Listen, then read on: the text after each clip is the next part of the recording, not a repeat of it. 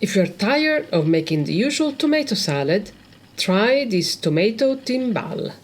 Welcome to your guardian chef, your angel in the kitchen.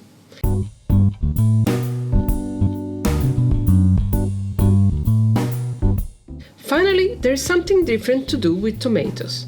I found this recipe in my mother's collection of La Cucina Italiana from the 1970s, and they are called Sformatini di pomodoro. Although, I simplified the original recipe by using a modern bakeware. You can serve them warm or cold on a buffet table or as a side to your barbecue. Use the same tomato you would use to make tomato sauce or gazpacho, not the one for salad, as they will be too watery.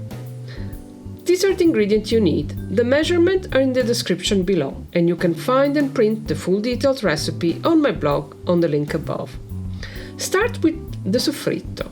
Chop the onion, carrots and celery and stir-fry them in olive oil.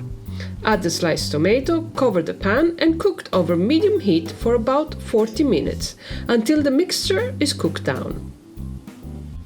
Now pass everything through a vegetable strainer. I use the electric attachment of my KitchenAid, but a manual one works fine.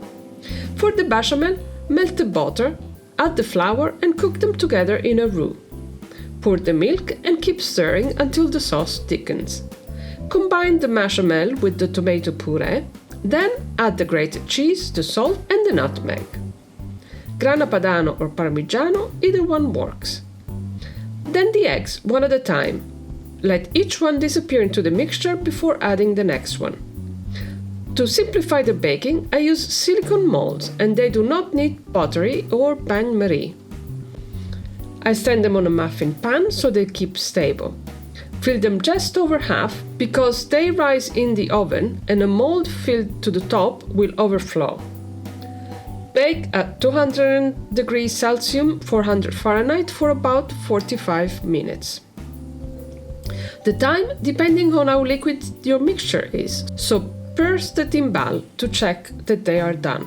Let them rest for 10 minutes, then turn them out and finish each one with a thin slice of cucumber and a parsley leaf. Serve them warm at room temperature or straight from the fridge. You can also make them the day before, which is why they work so well for a party.